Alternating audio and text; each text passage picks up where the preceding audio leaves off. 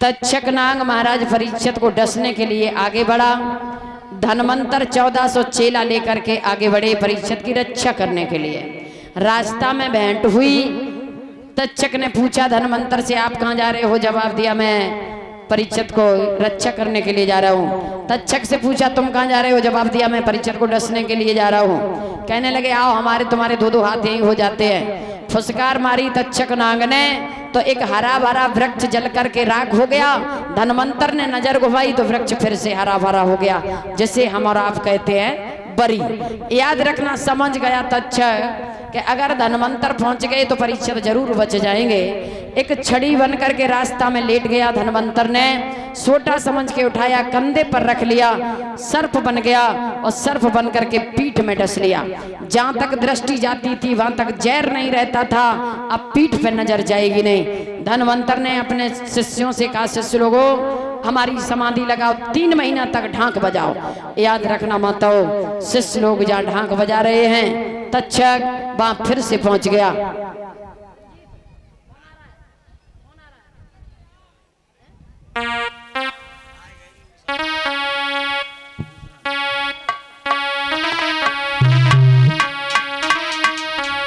आरे मीठी बोली कोयल की सुन गागा रे, मीठी बोली कोयल की सुन कौआ रे, जगह अपना करे हो रे।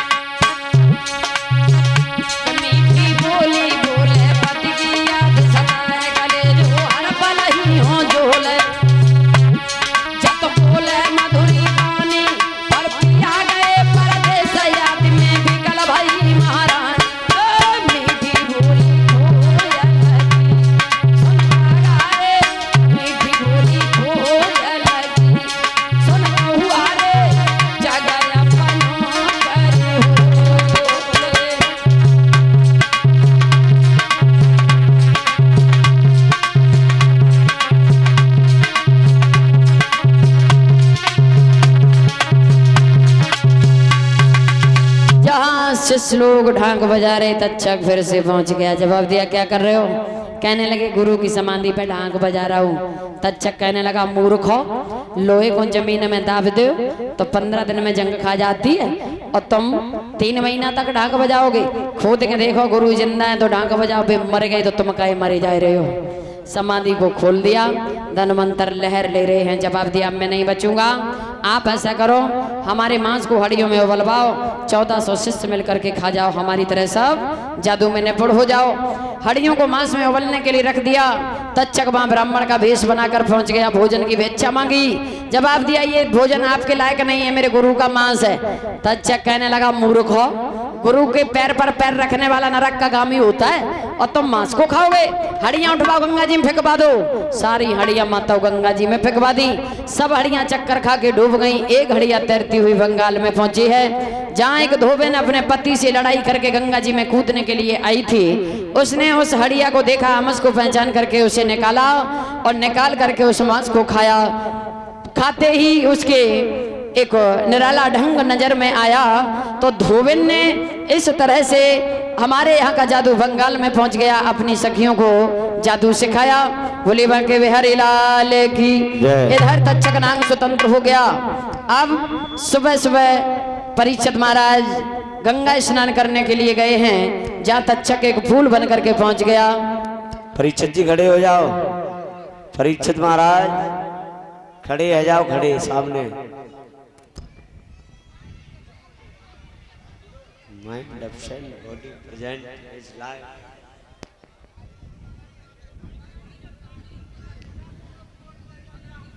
और कोई बात ना, देखो दादा कितने खुश हैं बेटिया, 50 किलो की बोरी धरे ना तो सर पे, तब कोई दिक्कत ना है भाई, जाते तुम पहने रहो। हाँ कल पहन के घूमियो, भंडारे में हम आएंगे, ठीक है? ठीक है दादा, आप इधर आ जाओ। तो देखिए, और भैया कहाँ गए मनोज भैया? भाभी 5 मिनट का समय निकाल लो, इधर आओ। और माता जी आप खड़ी हो जाओ। कहाँ है मनोज भैया, कहाँ चले गए? आ गई। देखिए, जो कथा परीक्षित महाराज आपको हम भाई बहनों ने, हमारे पिताजी ने जो श्रवण कराई है, यही कथा श्री सुखदेव जी महाराज ने हस्तिनापुर नरेश महाराज परीक्षित को कथा श्रवण कराई थी। और 1-2 भैया बरोड़ भी आ जाए, पीले गमछा वाले बरोड़ लोग कहाँ हैं? इधर आ जाओ भैया के पास में। तो समय के चलते मनोज भैया बदलाव हो गया है ना? यही कथा श्री सुखदेव जी महाराज ने महाराज परीक्षित को श्रवण कराई थी। और 7 दिन तक बहुत बहुत धन्यवाद इन सभी पवित्र आत्माओं का, जिन्होंने भरी गर्मी में अपना अमूल समय दे करके मेरे भैया के यहाँ पंडाल में आकर के 4 चांद लगाने में पूर्ण प्रयत्न किया। आप सभी का बार बार हार्दिक अभिनंदन स्वागत करती हूँ व्यासपीठ से। और वो बेटा बहुत बड़ा धन का कृपालु होता है, जो अपने जीवन में एक बार याद रखना, ये हर माँ बाप की इच्छा होती है कि मेरा बेटा एक बार अपने जीवन में मुझे नवल दे और अपने पिता को परीक्षित बना करके पीले वस्त्रों में बैठाल करके 7 दिन की कथा श्रवण पान कराए। हर माँ बाप की इच्छा होती है, लेकिन लोगों के पास में कभी कभी माताओं इच्छा पूर्ण भगवान नहीं करवाते, क्योंकि उनके पास में इतना नहीं होता है। लेकिन इस व्यासपीठ से कह रही हूँ, ऐसी पवित्र आत्मा हमने पहली बार देखी है। बहुत बहुत धन्यवाद अपने भैया भाभी का करती हूँ कि इन्होंने अपनी पावन पवित्र कमाई श्री ठाकुर जी के चरणों में न्यौछावर की है। तन मन धन से अपने माता पिता का सहयोग और ऐसे आज्ञाकारी सपूत बालक हर माँ की कोख से जन्म लें। मैं व्यासपीठ से बार बार हार्दिक अभिनंदन स्वागत भैया भाभी का करती हूँ। आपने अपने जीवन में एक बार माता पिता को नवल दे मैया परीक्षित बनाया,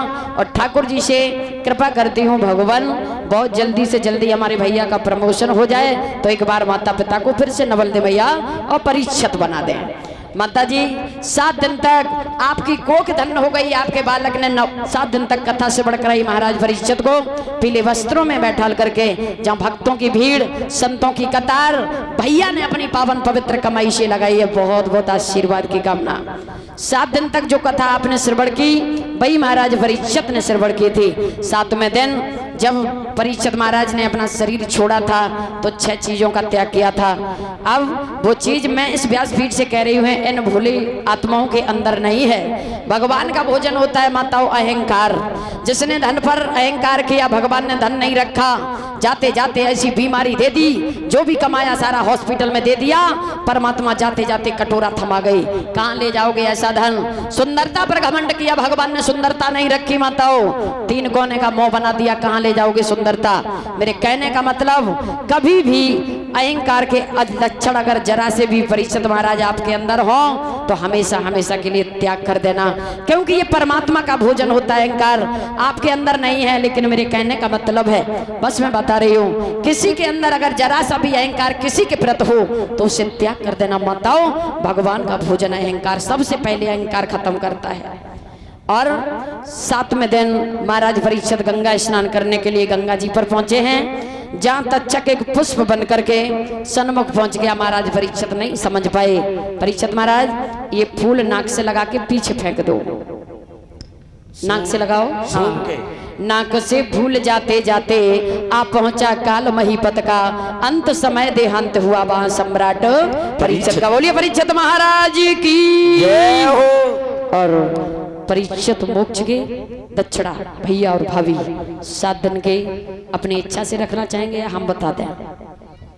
पिताजी के हाथ पर रख के और श्रीमद् भागवत कथा पर रख दें।